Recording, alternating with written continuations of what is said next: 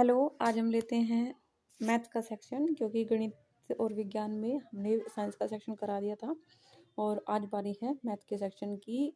Paper बता दूं मैं, ये पेपर जो है 2020 का पेपर है, सेट एम है और ये पेपर सेकंड है 6 to 8 वाला। ओके, चलिए शुरू करते हैं क्वेश्चंस को। तो क्वेश्चन नंबर 31 है। क्वेश्चन नंबर 31 में देखने में सिंपल क्वेश्चन है, लेकिन इसमें बोर्ड मास भी और मल्टीप्लिकेशन विद डेसिमल दोनों चीज़ें लगी हुई है। ठीक है, तो सबसे पहले आपको ध्यान रखना है कि जिस अप्रोच को आप सबसे पहले अपने माइंड में ले आओ वही अप्रोच सबसे बेस्ट होगी। ये नहीं कि दूसरा ये बताएगा कि उसने पहले प्लस किया था या उसने पहले मल्टीप्लिकेशन किया था, है ना। जिस अप्रोच को, क्योंकि यहाँ पे बोर्ड मास ये नहीं है कि कोई ब्रैकेट खोलना है ना। तो वही चीज़ मैं आपको बताती हूँ, सिंपल ब्रैकेट दिया हुआ गया, केवल एक सिंपल ब्रैकेट। तो सबसे पहले क्या है, यहाँ पे हम ये जो हमें तीनों दिख रहे हैं ना, इनको हम ऐड कर लेते हैं। ठीक है, तो इनको ऐड करने का एक सिंपल से मैं बता दूँ। पॉइंट के सामने 0.139, फिर 0.175,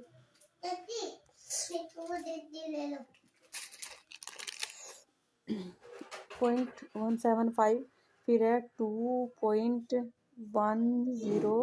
और 5। ठीक है, तो ये क्या हो गया, ये यहाँ पे देखो पॉइंट के बाद में 3 अंक है, यहाँ पॉइंट के बाद में 2 अंक है, पॉइंट के बाद 3 अंक है।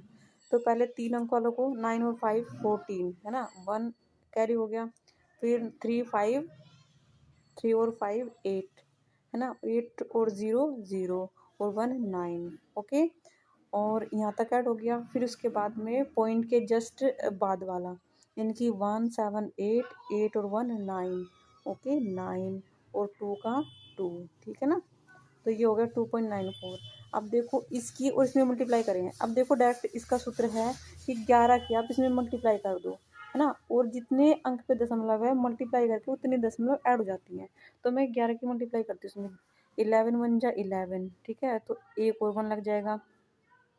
फिर है 0 की 11 0 0। ठीक है, और जी 11 1 जा 11, है ना। तो ये हो गया। अब एक पॉइंट पे दशमलव यहाँ पे है और 3 यहाँ पे है, तो कितने पे लगेगा, 1 2 3 4, 4 पे लग गया, यानी कि 1.101। ठीक है, अब इसमें से ये माइनस करना है, 2.94 में से ये माइनस कीजिए। ठीक है, टू टू पॉइंट यहाँ पे देख लो, 2.994 में से क्या माइनस करना है, 1.1011। ठीक है, एक चीज़ का ध्यान रखना, ऐड करते और सब्ट्रैक्ट करते वक्त आपको पॉइंट के सामने पॉइंट ही उतारना है। Got it. और यहाँ पे एक नंबर कम है तो मैं यहाँ 0 लिख लेती हूँ। अब यहाँ पे एक कैरी ले लेती हूँ, तो 1 का 0 का 1 हो गया, यानी कि 10 हो गया, 10 में से 1 गया 9। इसमें से जो भी सब्ट्रैक्ट करके आएगा वो यहाँ लिख लेना। फिर उसके बाद में ये के इधर चल जाएगा, उसे 2 में से माइनस करना है, तो इसका आंसर आएगा 1.071। तो 31 का ऑप्शन नंबर सी सही है। Okay, question number 32। Question number 32 में देख लीजिए।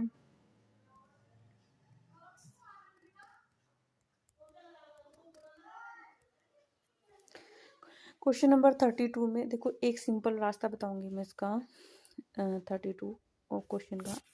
32 क्वेश्चन में ये कह रहा है कि -3/4 क्या है, माइनस के 3/4 और 5/6, है ना, ये है। इनके बीच में कौन से ए और बी नंबर स्थित नहीं है ना, ए और बी के बीच में कोई नंबर स्थित नहीं है, तो वो हमें बताना है। तो सबसे पहले इसका सिंपल सॉल्यूशन क्या है कि आप इसको ना कट करके देख लो, क्योंकि एक माइनस का है, ये प्लस का है और ये माइनस का है, तो इनके बीच में 0 भी होगा, तो ये तो होगा।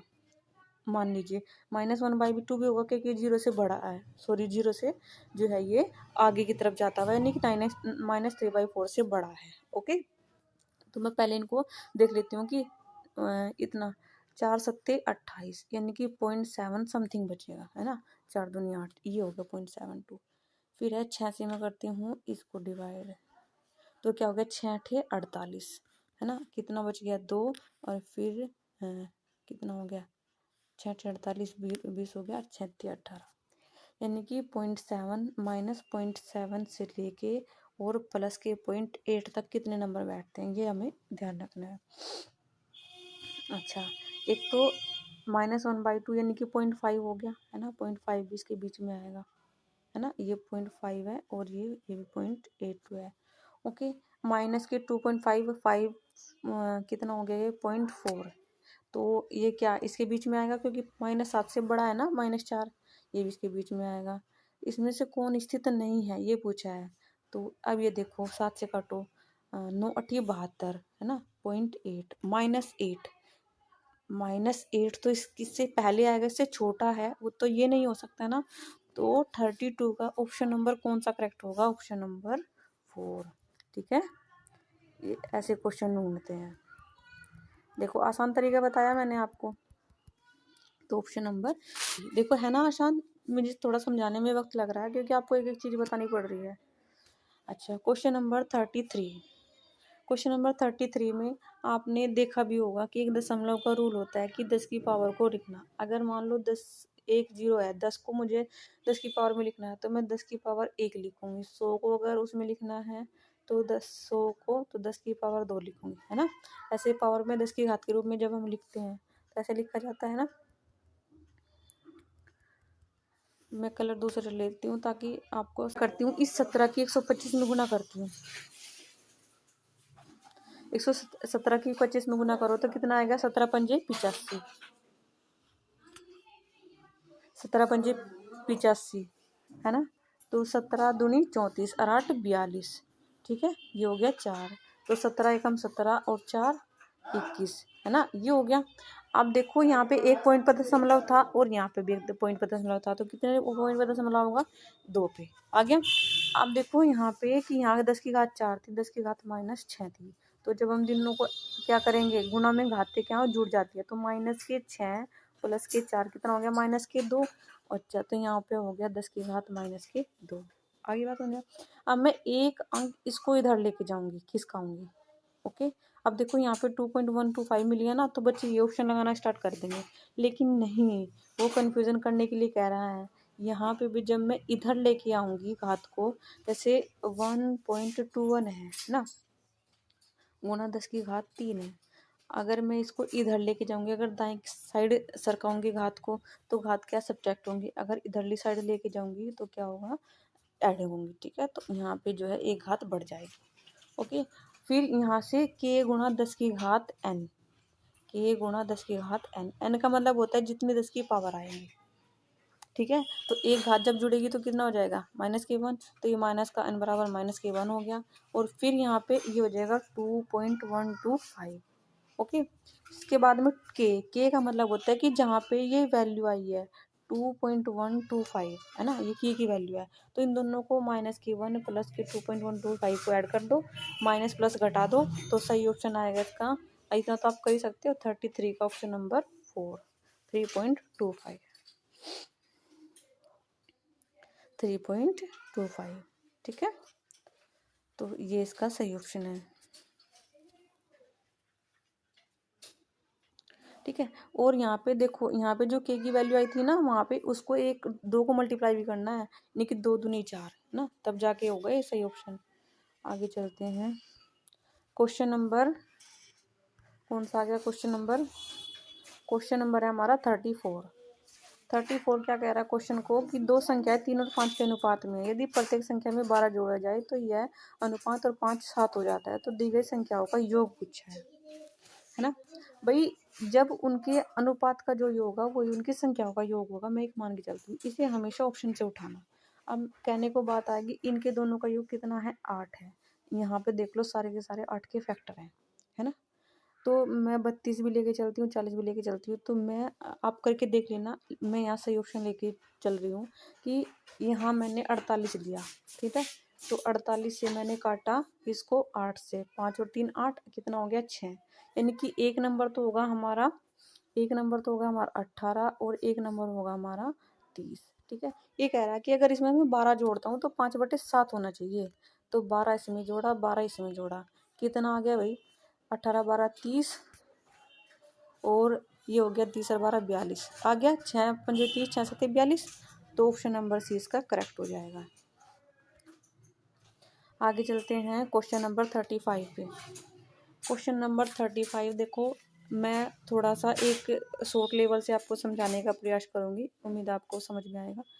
देखो, किसी वस्तु का अंकित मूल्य वो होता है जिसे बोलते हैं मार्क्ड प्राइस, यानी कि जो उस पर प्रिंट होता है ना, जो उस पर छपा हुआ होता है।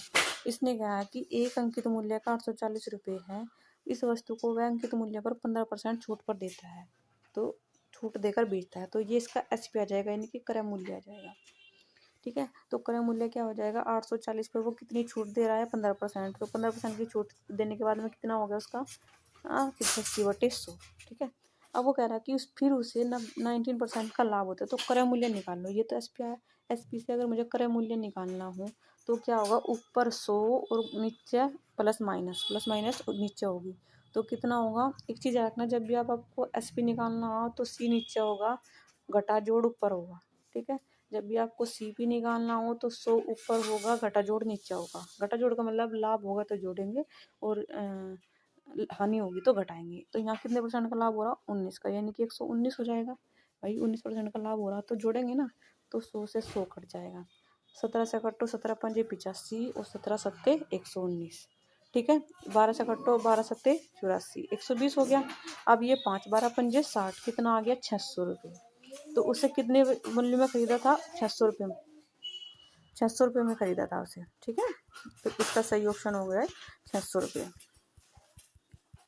उम्मीद आपको समझ में आई होगी। अगर कहीं भी आपको थोड़ी दिक्कत आई है तो आप मुझसे कमेंट बॉक्स में पूछ सकते हो कि मैडम ये समझ में नहीं आया, तो ऑप्शन नंबर सी इसका सही ऑप्शन होगा। आगे चलते हैं। देखो, क्वेश्चन देखने को बहुत लंबा है ना, लेकिन सी टैट ये नहीं है कि वो एक्स की वैल्यू निकालने को पूछता है, वो कहता है कि एक्स की वैल्यू जोड़ घटा करके कुछ बताओ।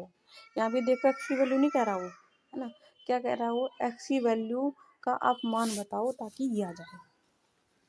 अब मैं आपको एक सिंपल इसका तरीका बताऊँ, वैसे तो आप इसे पूरा लंबा करने पे, है ना, एक्स की वैल्यू वोट पुट करने पे, मान लीजिए मैंने एक्स की वैल्यू जो है 6 रख के देख रही हूँ, है ना, 6 8 8 6 48 और 5 48 और 5, अगर ये दोनों बराबर आ जाए एक्स की वैल्यू पुट करने पे, तो वो वही वैल्यू होगी, है ना।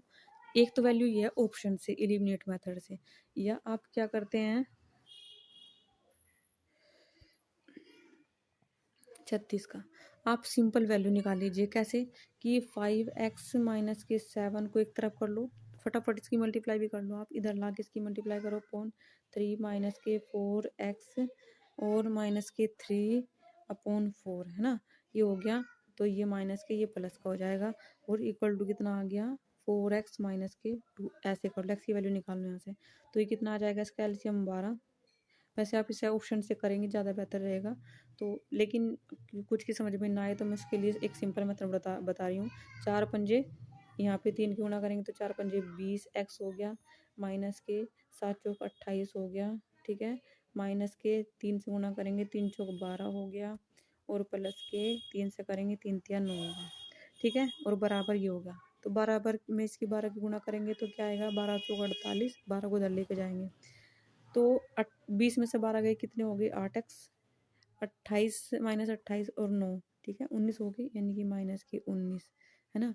और ये कितना आ गया, यहाँ 12 को उधर लेके जाओ, 12 चौक 48x और 12 दूनी 24, है ना, माइनस के, यानी कि 8 को उधर लेके आओ, कितना आ गया 40x, और 24 को उधर लेके 24 और 19 कितना आ गया 33, है ना। कितना हो गया, ये कितना था, ये 9 19 था ना, कहीं का था ये, माइनस का 19 था और ये प्लस का 24, तो कितना आ गया 5/, है ना। तो एक्स की वैल्यू आ गई यहाँ से,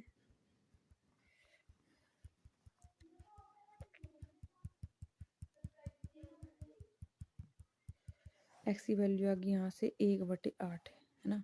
एक्स की वैल्यू 1/8 आ गई, तो 8 यहाँ पे रखो, कितना आ गया 8 और प्लस 5, तो 8 का 8 5 और 1 6, तो ऑप्शन नंबर फर्स्ट सही हो जाएगा। 36 का पहला ऑप्शन नंबर करेक्ट है। ठीक है, अब देखो थोड़ा सा शॉर्टकट लेने का प्रयास करूँ क्योंकि वीडियो बहुत लंबी हो रही है भाई।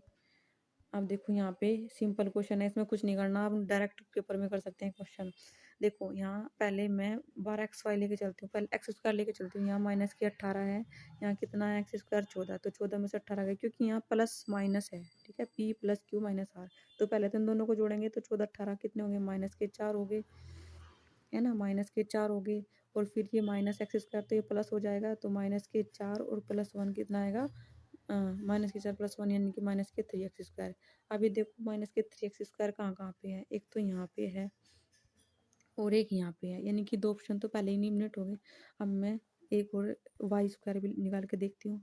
तो वाई स्क्वायर क्या है यहाँ पे, माइनस के 10 वाई स्क्वायर प्लस के 12 कितने हो गए, 12 प्लस के 2 वाई स्क्वायर हो गया। और फिर वाई स्क्वायर यहाँ पे कितना है, माइनस के 5, यानी कि 2 वाई स्क्वायर और माइनस के 5 वाई स्क्वायर, माइनस के 3 वाई स्क्वायर कहाँ पे है, इसमें है केवल, तो ऑप्शन नंबर 4 हो गया ना करेक्ट।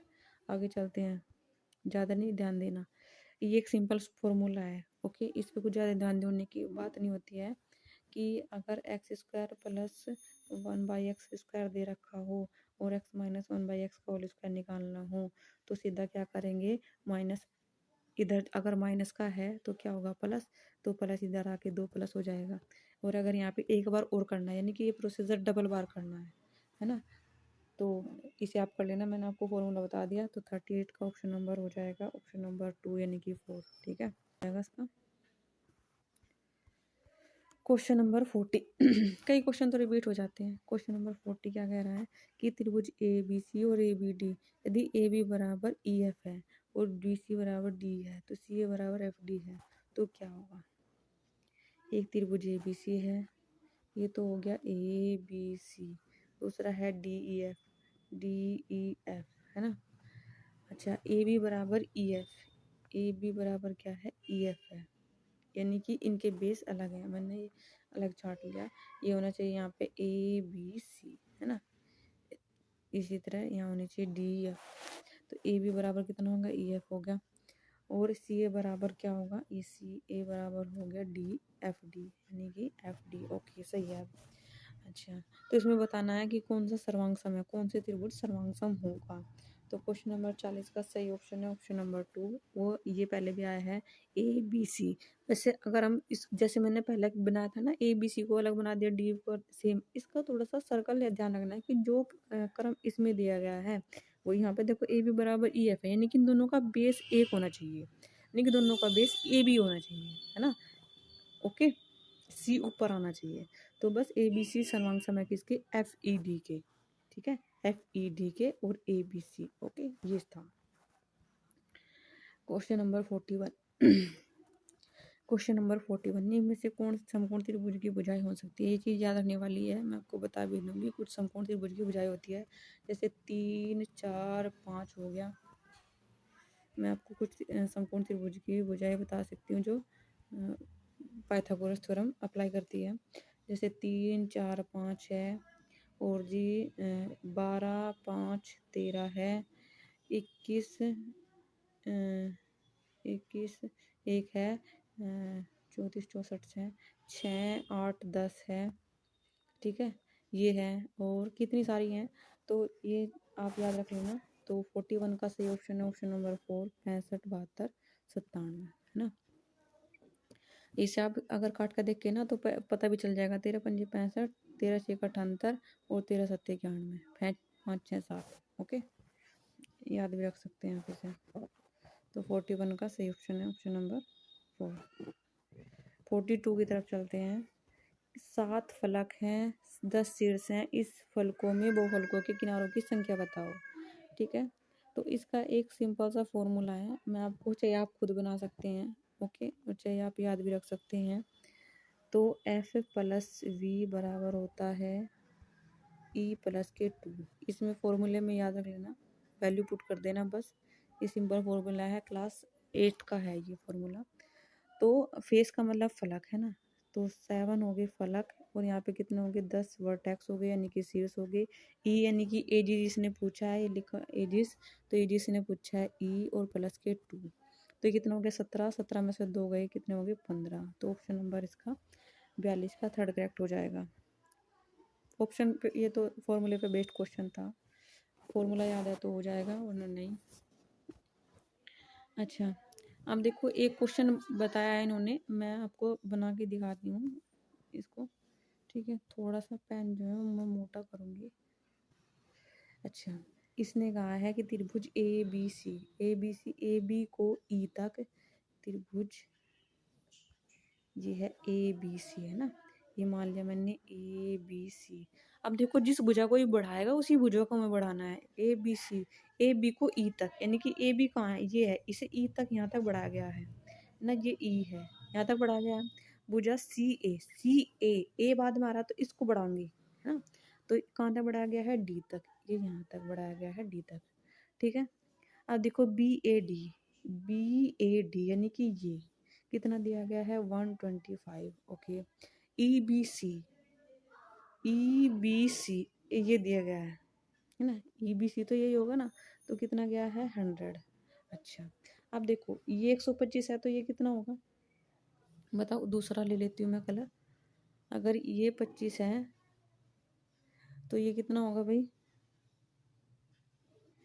ये कितना हो गया, 25 और 65, 65 तो 90 हो जाएंगे, तो 25 और 55 100, ठीक है ना। सॉरी 180 हो जाएगा ना दोनों का योग, क्योंकि एक रेखा पर बना गया कोण 180 का होता है। तो ये 125 और प्लस 55 कितना हो गया, 180 हो गया, है ना। अब देखो ये 100 का है तो ये कितने का होगा, ये 80 का होगा। अब देखो 80 और 55 कितने हो गए, 135, है ना, 135 हो गए। तो ये कितने का हो गया, ये कितने का हो गया, 45 का। एंगल सी 45 का हो गया। अब इसने कहा है त्रिभुज ए बी समद्विबाहु है, नहीं, सबके एंगल गलत है ना, अलग अलग है। ए बी बड़ा है बी सी से, हम कह नहीं सकते, है ना। तो ए बी सी और ए बी सी ये 80 है, और ए सी बी का अंतर 55 है। तो 80 में से 45 गए, कितने बचे, 35। तो ऑप्शन नंबर 3 इसका करेक्ट हो जाएगा। देखो है ना मज़ेदार क्वेश्चन। आगे चलते हैं भाई, हम भी मज़ेदारी तरीके से करवाते हैं।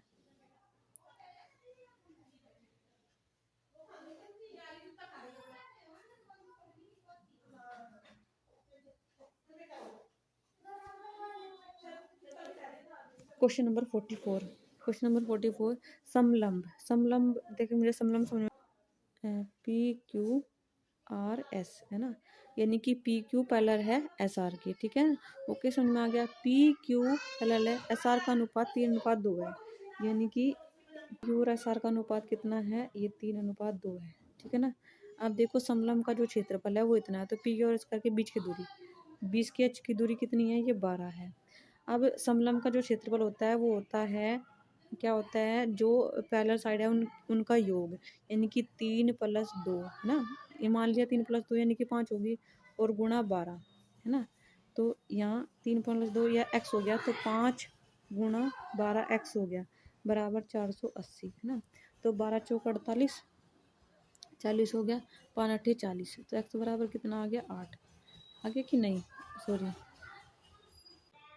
अच्छा, तो ये तो हो गया एक्स वैल्यू। तो एक की कितनी आ गई, एक की आ गई 3 दूनी 6 और 3 दूनी 6, ठीक है ना। एक की वैल्यू ये आ गई, एक की वैल्यू ये आ गई, तो ये कितना हो गया, 8 दूनी 16, 8 दूनी 16। अब इसने पूछा है कि एस आर की लंबाई कितनी थी, 3:2 में थी ना, तो ये 2:3, बड़ी भुजा 3 होगी ना, तो ये कितना हो गया, 16 दूनी 32, ठीक है ना।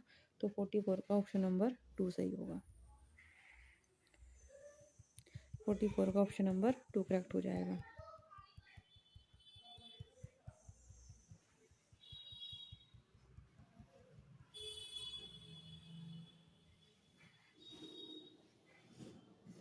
ऑप्शन नंबर 2, ठीक है। 32। क्वेश्चन नंबर 45, 88 × 10 सेंटीमीटर माप वाले एक आयताकार कागज के टुकड़े को क्या है, मोड़कर। भाई ये हमारा कागज का टुकड़ा है आयताकार, ये ऐसा है ना, ये इसकी 88 सेंटीमीटर तो चौड़ाई है, 10 सेंटीमीटर इसकी जो है ऊंचाई है, लंबाई है। इसको मोड़कर एक 10 सेंटीमीटर ऊंचाई का, यानी कि जो ये चौड़ाई है ना, ये ऊंचाई रखनी है, यानी कि इसको मैंने ऐसे मोड़ लिया, ठीक है। तो ये जो ऊंचाई होगी और ये जो इसकी कितनी है, ये पूरी की पूरी परिधि होगी। अब ये कैसे बनेगा, ये ऐसा बनेगा, ये बन गया। तो ये पूरी पूरी कितनी थी, 88 थी। इसको मोड़ा ही तो गया, लेकिन परिधि तो पूरी रहेगी, 88 की 88 ही है ना। यानी कि ये पाई आर है, ये कितनी है, ये पाई आर है। तो इसने कहा बेलन के धारिता यानी कि बेलन का आयतन बताना, ठीक है ना। बस बेलन की धारिता है, बेलन का आयतन बताना है। यहाँ से पाई आर निकल गया, तो क्या होगा, यहाँ से पाई आर बराबर, जैसे पाई आर बराबर कितना है, 88 है, तो आर बराबर कितना हो गया, 88/22 गुणा 7। यहाँ से आर निकाल लेगा। और आयतन कितना होता है, पाई आर स्क्वायर एच, तो आप निकाल लेना। तो कितना आ जाएगा, 45 का क्वेश्चन नंबर 5 का क्या होगा, ऑप्शन नंबर 2 यानी कि 6.16, ठीक है। क्वेश्चन नंबर 46, किसी घन का आयतन ये है, इसका पृष्ठीय क्षेत्रफल। देखो किसी घन का आयतन दे रखा है ना, आयतन यानी कि वॉल्यूम दे रखा। वॉल्यूम कितना है, 2197। 2197 से इसका आप क्या कर रहे, फैक्टर करके ऐसा काटो, 13 एकम 13, कितना बच गया, 8 है ना। यहाँ कितना हो गया, 89, तो 13 छिका 78, कितना आ गया, 78, यानी कि 11 बज के 117 हो गए, 13 नम्मा 117। तो ये 13 का घन है, तो इसकी जो साइड होगी वो कितनी आ गई, 13 है ना। पृष्ठ क्षेत्रफल क्या होता है, 6πr², ये होता है पृष्ठ क्षेत्रफल। यहाँ पे आर की वैल्यू रख दो, यानी ए की वैल्यू रख दी, यहाँ से आर आ गई ना, आर की वैल्यू रख दो, हो जाएगा, ठीक है। तो 46 का सही ऑप्शन है ऑप्शन नंबर 676। आगे चलते हैं।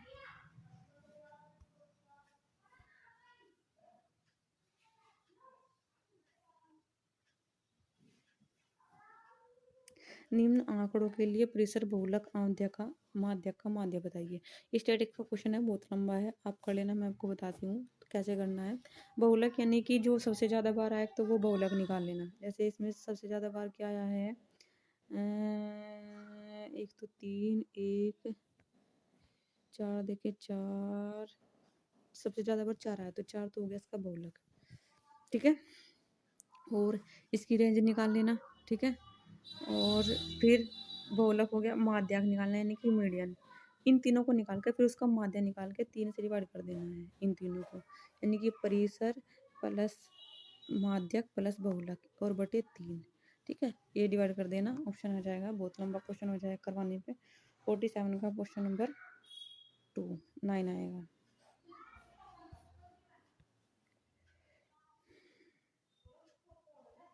क्वेश्चन नंबर 48, किसी माध्यमिक विद्यालय में 2 दशमलव वाली संख्याओं के गुणनफल की संकलना का परिचय देने के लिए इनमें से कौन सी सर्वाधिक उपयुक्त रणनीति है। पेडागोजी आ गई, तो संकलना का परिचय देने के लिए कलन विधि का प्रयोग किया जाना चाहिए। प्रक्रिया का चित्रात्मक महत्व दिया जाना चाहिए, गुणनफल संख्याओं का बार बार योग है।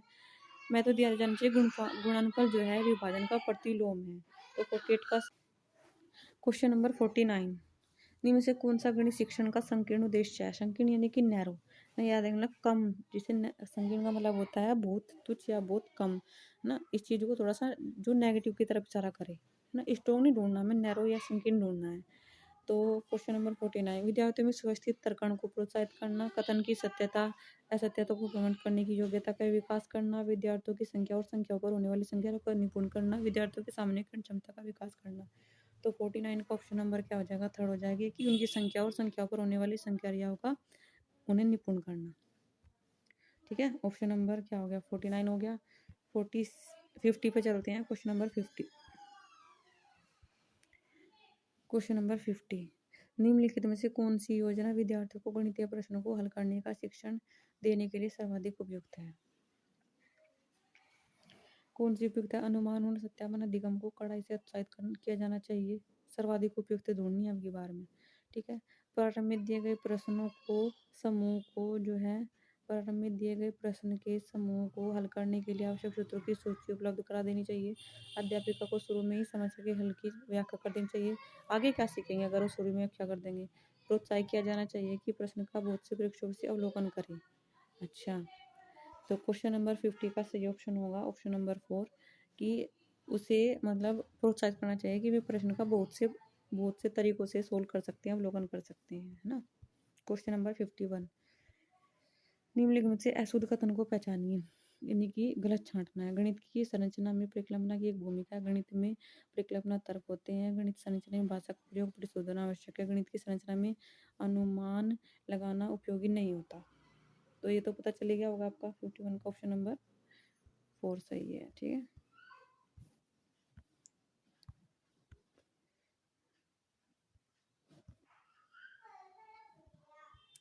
क्वेश्चन नंबर 52, विद्यार्थियों में गणित अधिगम का मूल्यांकन करने के लिए इनमें से कौन सी योजना वांछनीय है? समानता के लिए सभी विद्यार्थियों को एक समान कार्य दी जानी चाहिए।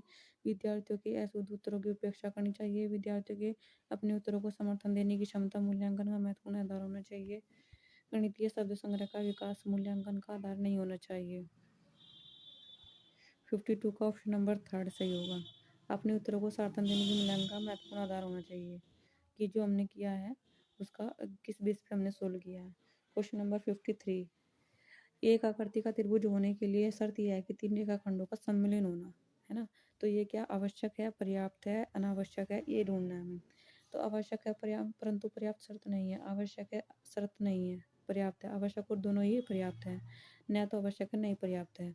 तो 53 का ऑप्शन नंबर क्या हो जाएगा? आवश्यक परंतु शर्त नहीं है कि वे तीनों रेखाएं जो है शर्ती, लेकिन शर्त है कि तीन खंडों का सम्मिलन हो, कि मिली हुई हो, है ना।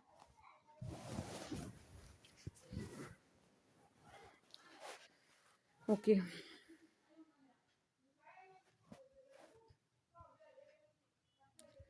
क्वेश्चन नंबर 54, निम्नलिखित कथनों पर ध्यान दीजिए। यदि ए एन सम है तो एन स्क्वायर सम होगा। यदि बी एन स्क्वायर सम नहीं है तो एन सम नहीं है। यदि एन स्क्वायर सम है तो सम है, एन स्क्वायर सम नहीं है तो स्क्वायर सम नहीं है। ये बहुत ही अच्छा क्वेश्चन है। तो इसमें तो आप बहुत आराम से कर सकते हैं, पहचान सकते हैं। इसमें कुछ ज़्यादा डिस्क्रिप्शन बताने की जरूरत नहीं है। 54 का ऑप्शन नंबर फर्स्ट हो जाएगा। सी ए का विलोम है ना। अगर वो सम है तो सम है, और क्या है एन स्क्वायर सम है तो वो भी सम है। ठीक है ना। यही तो विलोम ही तो दिया गया है इसमें। क्वेश्चन नंबर 55, क्वेश्चन नंबर 50, दृष्टिबाधित विद्यार्थियों के लिए में से किसका प्रयोग शिक्षण अधिगम के लिए साधनों के रूप में नहीं होता? किसका नहीं होता भाई? किसके लिए? दृष्टिबाधित के लिए। आपको पता है कि मैथमेटिकल को समझाने के लिए दृष्टिबाधित के लिए अलग संसाधन जो है जुटाए जाते हैं स्कूलों में, है ना। तो 55 का सही ऑप्शन हो जाएगा ऑप्शन नंबर 1, जियो जैबरा ना, क्योंकि टेलर का गिनतारा भी होता है, टाइल्स भी होती हैं, जियो बोर्ड भी होता है। तो ये सारी जो है सोर्स यूज होते हैं। निम्न में से कौन सा कथन सत्य है? गणित की पुस्तक में दी गई प्रमेयों की उत्पत्ति से ही गणित बनता है ना। और एक व्यक्ति जो गणित या परिकल्पना में अच्छा है वह गणित में भी अच्छा होगा, विलोमतः यह भी सत्य है। गणित ज्ञान के उत्पादन में अंतः ज्ञान की कोई भूमिका नहीं है। गणितीय कथन प्रतिबंधित हो सकते हैं। तो 56 का सही ऑप्शन है ऑप्शन नंबर 4, गणितीय कथन प्रतिबंधित हो सकते हैं, है ना।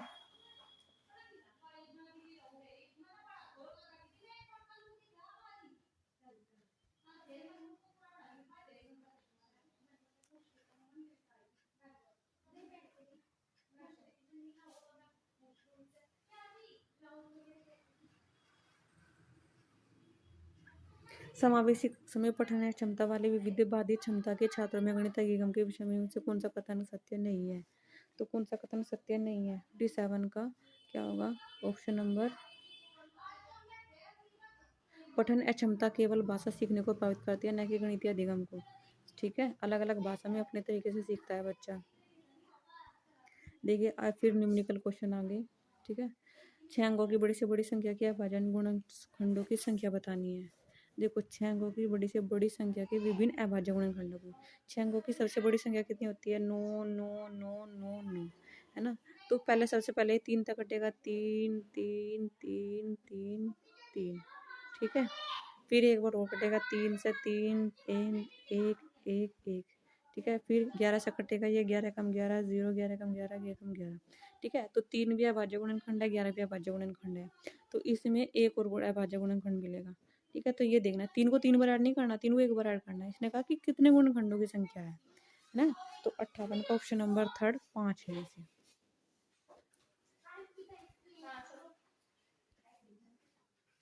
क्वेश्चन नंबर 59, 8 अंकीय संख्या को 8 से विभाजित किया जाता है, एक्स माइनस वाई का मान पूछा। देखो मैं फिर बताती हूँ उस क्वेश्चन को आपको। देखो क्या है, 1790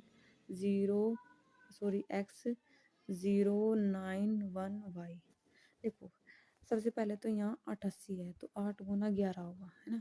11 का तो रूल मैंने आपको बताया था। 8 का बताती हूँ। 8 में सबसे पहले ये अंक होना चाहिए कि ये लास्ट के 3 नंबर जो है 8 से डिवाइड होने चाहिए। अब मैं 1 2 पुट करके देख लेती हूँ। तो यहाँ सबसे पहले 1 पुट करने पे तो आएगा नहीं 8 से डिवाइड, क्योंकि सम संख्या आने पे कटेगा। तो मैं y की वैल्यू 2 पुट कर लेती हूँ, तो 912 कट जाएगा। तो y की वैल्यू तो होगी 2। अब मैं x की वैल्यू पुट करती हूँ। x की वैल्यू का कैसे पता चलेगा कि यहाँ इसकी सम अंक और विषम स्थान के अंकों का अंतर जो है या तो 11 हो या 11 से डिवाइड होने वाली संख्या हो। यानी कि 9 और 2 11 प्लस x और प्लस 18, तो 18 प्लस x, है ना। अब माइनस क्या होना चाहिए, 1 और 9 10, 10 और 0 0, 10 और 1 11, तो कितना है 11। अब देखो यहाँ कितने होंगे 18। 18 में क्या जोड़ू कि या तो 11 घटाने पे 11 आए या 0 आए।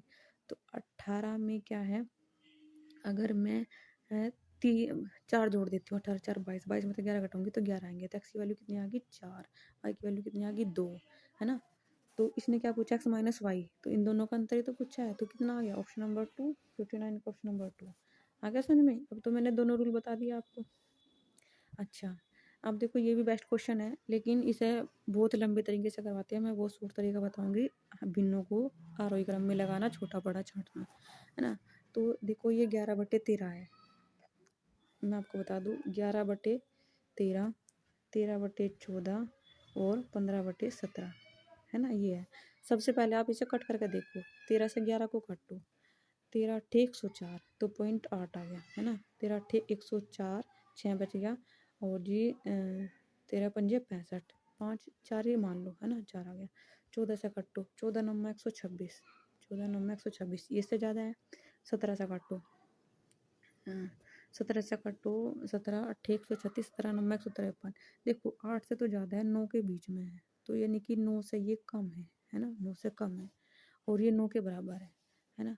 तो क्या होगा, ये आएगा और फिर ये आएगा।